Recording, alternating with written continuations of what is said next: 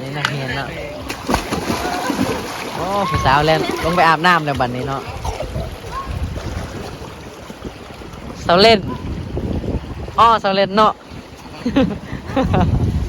วันชิบะจากหมดวะวันชิบะเนาะสาวน้อยบ้านป่าอาบน้ำมวนเด้เนาะพี่น้องใส่ชีวิตบ้านนอกบ้านนาเนาะแบบสบายสบายพี่น้องผู้แซ่ผู้สาวผู้บ่าวผู้เฒ่าผู้แก่เด็กน้อยเนาะอาบน้ำไปนำกันเลยเนาะเขากับบอดี้อันนั้นเราทุกคนนี่อาบน้ำห้วยใหญ่นำกันเลยสักเครื่องกะอยู่ในนี่แหละทุกคนอากาศหนาวอุ้ยพากันโตนน้ำพี่น้องเลยเอ้าพี่น้องตอนนี้มาหอดหมู่บ้านรับแลเนาะหรือว่าหมู่บ้านบังบดเนาะอยู่ในจอมผู้เนาะทุกคนเนาะเลี้ยวไปทางใดก็มีแต่ผู้นี่เฮ็ดจังไดพี่น้องโอ้จากสิกลับทางใดวันนี้เบิ่งเนาะผู้ไปเลยเนาะเอ้าเพิ่นมาย้ายมาอยู่บ้านนี่ได้จังไดทุกคนว้าตัวเบิ่งเนาะภูเขาก้อนหินเนาะคล้ายๆกับมันโป่งหรือว่ามันตั้งเอาเนาะว้าทุกคนมันสิบ่เจือนทับเฮือนประชาชนอยู่แถวนี้ปะเนาะเบิ่งนะก็เจ้าอาบน้ำอยู่ริมทางเลยเนาะโอ้ผู้บ่าวผู้สาวเนาะเต็มอยู่ในบ้านอยู่ในน้ำเลยอยู่ในห้วยเลยเนาะผู้บ่าวผู้สาวหรือว่าสาวบ้านเนาะผู้เฒ่าผู้แก่ก็อยู่ในนี่เมื่อนั่นละทุกคนโอ้คักแท้เนาะหมู่บ้านนี้เนาะหมู่บ้านเพิ่นกำลังอาบน้ำเนาะพี่น้องเนาะบรรยากาศยามแรงเนาะอากาศหนาวๆนี่อาบน้ำห้วยเนาะโตนได้สบายเลยเนาะไอ้รัดเนาะเด็กน้อยหาป่าเลยเด็กน้อยกำลังหากินเนาะบรรยากาศดีเลยเนาะอันนี้เป็นเซ่ยังเป็นน้ำห้วยธรรมดาป่ะห้วยธรรมดาแต่ว่าเป็นห้วยใหญ่เนาะสะอาดดีเนาะ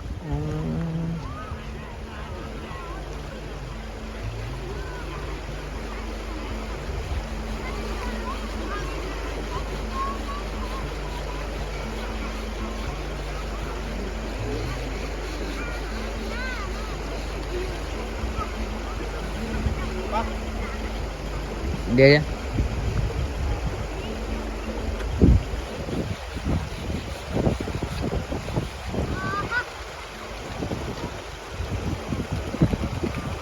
หมู่บ้านเพิ่นอาบน้ำยังสบายเลยเนาะทุกคนเนาะคักไอ้ดีเนาะต้มถอนดานนี่แกบ่ต้มถอนดานนี่ดาวถอนดานนี่ดาชะเล่งบ่ดาชะเล่ห้องเท่าจะเรียนปอาบนี่มสองบ่ไปไล่ทำเงินยังไงทำเงินตอนไหนโอเคเดี๋ยวถามเพิ่นว่าอันนี้เป็นห้วยยังคนละห้วยสริงเนาะอันนี้ซักเครื่องเนาะ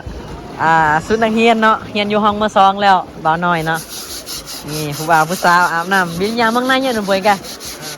นั่งดาวกันน้ำบินในเต็มบ่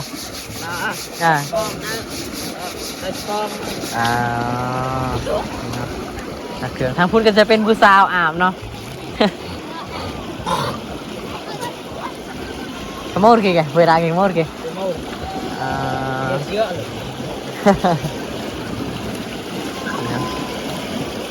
Vin đâu dạ bao nhiêu này?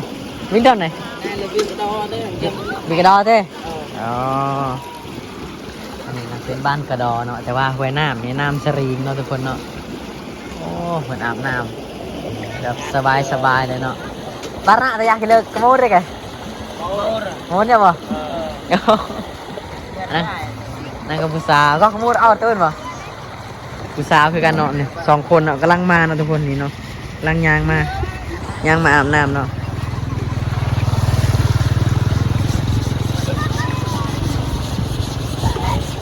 โดนเอาปลาไทยไปไหนกันโดนเอาปลาไทยไปไหนมันจะไหนป่ะป่ะ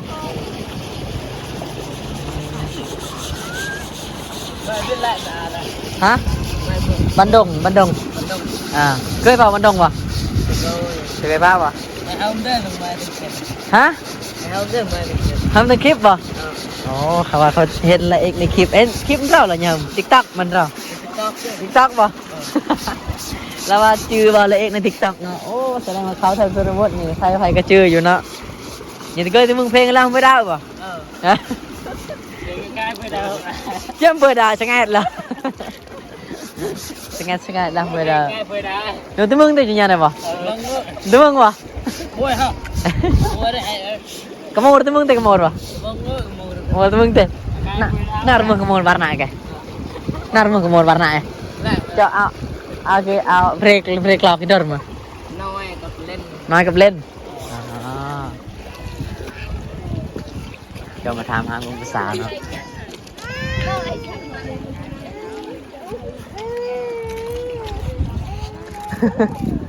Bắt cái môn. Nói, lên.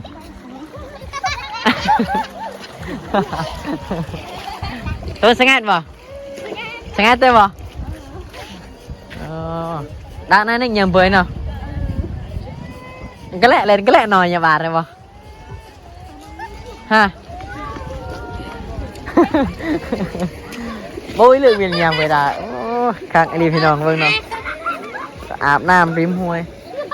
Cái lẹ nòi, cái lẹ lên là. Vào. Tới này nòi vào. Cả ai break lo kì lên vào. Tuh, kayak lu punya ha bên đào phơi ha. Cái đào này tuh kayak phơi. Tuh, อาบน้ำแบบสบายเลยใช้ชีวิตอยู่กับธรรมชาติทุกคนผู้แซ่ผู้สาวผู้บ่าวก็อาบน้ำกันเลยเนาะเขาก็แบบง่ายๆนะทุกคนคือสมัยตะกี้เลยเนาะเราไม่ต้องสนใจยังนะมาเบิ่งคนซักเขื่อนเนาะ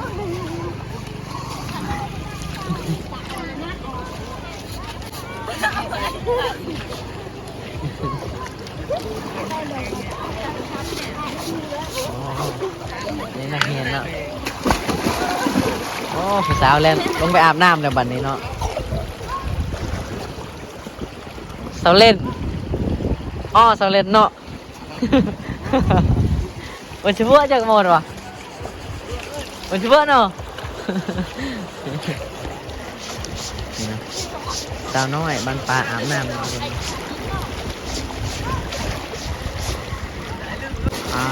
นึ่งพี่น้องงัวลงมากินน้ำเนาะบันนี้เนาะนี่เป็นหากอะไรงัวนี่ผู้บ่าวเนาะผู้บ่าวรอซักเครื่องเนาะโอ้ผู้บ่าวรอ3 คนกำลังซักเครื่องเนาะ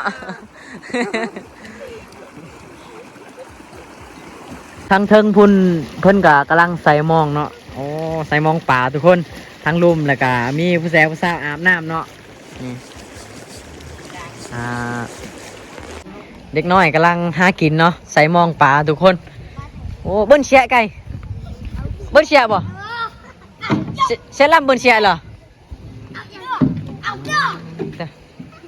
จวดเชียไก่จวดไก่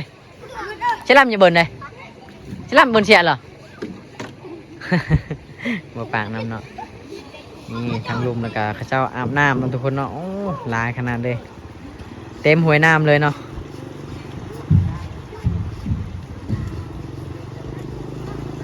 ตั้งเทิงแมนเด็กน้อยเพิ่น5 ป่า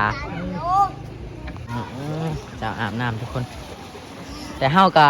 บ่ได้เข้าไกลหลายเนาะทุกคนเนาะถ้าเกิดว่าเข้าไกลหลายแม่นติดเรืองเนาะมันถ่ายบ่ได้เนาะ YouTube เนาะเฮาต้องอยู่ห่างๆนะทุกคนเนาะนี่แหละมวนเด้เนาะพี่น้องใส่ชีวิตบ้านนอกบ้านนาเนาะแบบสบายพี่น้องผู้แซ่ผู้สาวผู้บ่าวผู้เฒ่าผู้แก่เด็กน้อยเนาะอาบน้ำไปนำกันเลยเนาะเขาก็บ่ได้อันนั้นเนาะทุกคนนี่อาบน้ำห้วยใหญ่นำกันเลยซักเครื่องก็อยู่ในนี่แหละทุกคนอากาศหนาวๆอุ้ยพากันโตนน้ำพี่น้องเลยเนาะอากาศเริ่มหนาวแห้งแล้วเนาะ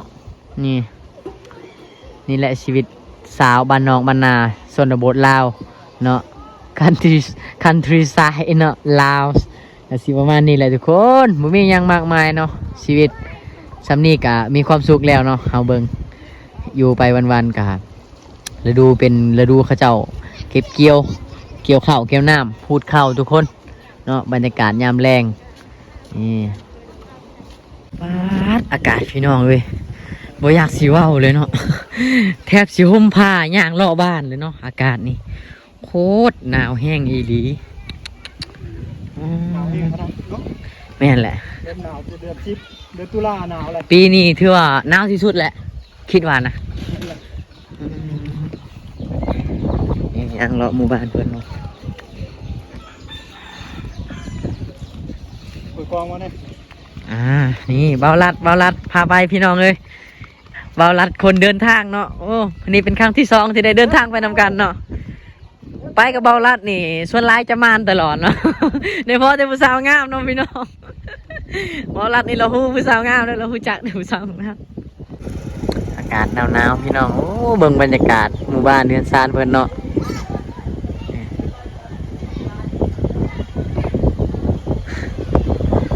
บรรยากาศพี่น้องอันนี้นะเส้นทางไปหมู่บ้านเพิ่นเนาะว่าน่าเชื่อเลยว่าทางในน่ะยังมีหมู่บ้านอยู่อีกเนาะ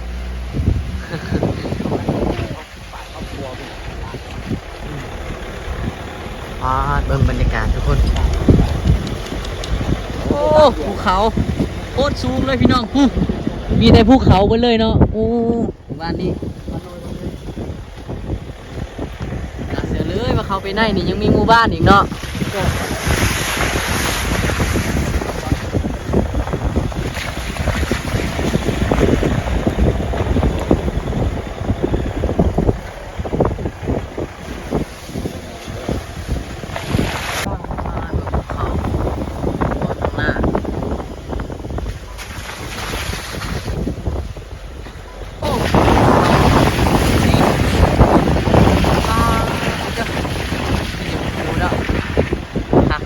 ค่ะ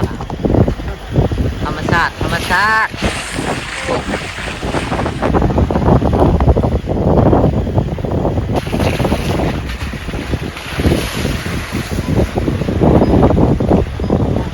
มันสิบ่เจือนลงมาบ่เนาะ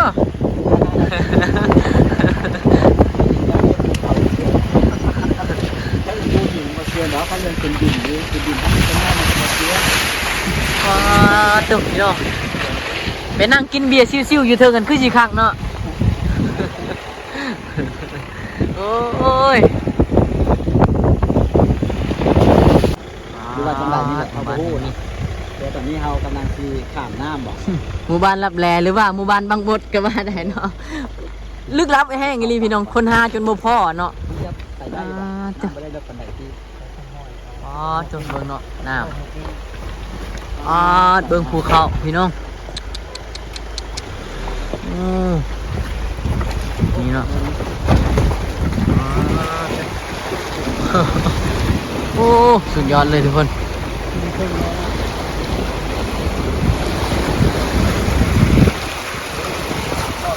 ภูเขาพี่น้องเลยปู้บ้านกับอันยังวะก้นหวดนี่เนาะทุกคนเนาะก้นหวดหนึ่งเข่านี่เนาะอ๋อแล้วเนาะนี่หมู่บ้านเพิ่นโอ้พี่น้อง บ้านรับแลลึกลับปากบด จ้ะนี่สบายดี สบายดี มันส่วน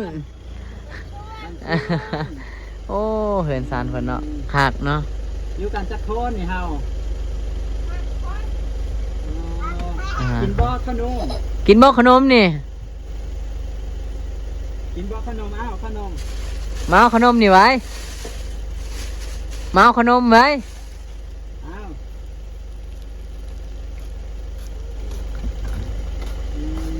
บ้านหยังนี่อันนี้บ้านหยัง บ้านตะพิง บ้านตะพิงมีผู้สาวงามบ่บ้านตะพิง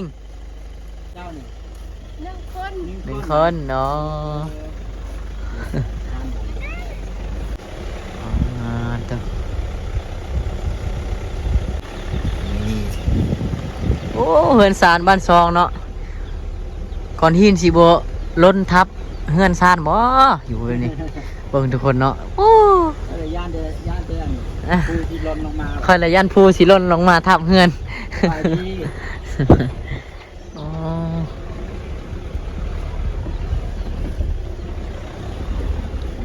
นี่แหละที่กลางบ้านดีกว่า น่าจะแมนเอ้าพี่น้องตอนนี้มาหอดหมู่บ้านรับแลเนาะหรือว่าหมู่บ้านบังบดเนาะอยู่ในจอมผู้เนาะทุกคนเนาะเลี้ยวไปทางใดก็มีแต่ผู้นี่เฮ็ดจังไดพี่น้องโอ้จากสิกลับทางใดวันนี้เบิ่งเนาะผู้ไปเลยเนาะเอ้า พิ่นมาย้ายมาอยู่บ้านนี่ได้จังไดทุกคนป้าตัวเบิ่งเนาะภูเขานี่ก้อนหินน่ะคล้ายๆกับมันโป่งหรือว่ามันตั้งเอาเนาะป้าทุกคนมันสิบ่เจือนทับเฮือนประชาชนอยู่แถวนี้บ่เนาะเบิ่งนะ นี่ควายกินยาเนาะนี่โอ้เบิ่งก้อนหินพี่น้องเนาะอันดำๆน่ะแมนหมดเลยเด้อก้อนหินหมดเด้อหั่นน่ะเด้อ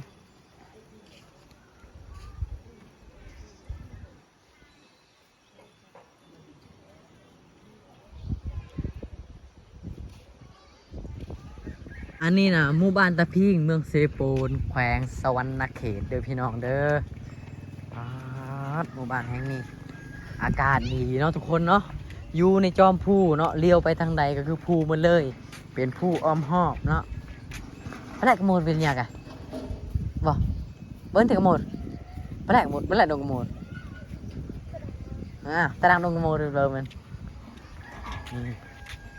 โอ้โหหมู่บ้านตะพิงน่าอยู่แห้งพี่น้องป้าดนี่เลี้ยวทางนี้กับภูโอ้ภูสีเลาะทางใดวันนี้มีแต่ภูไปเลยเนาะ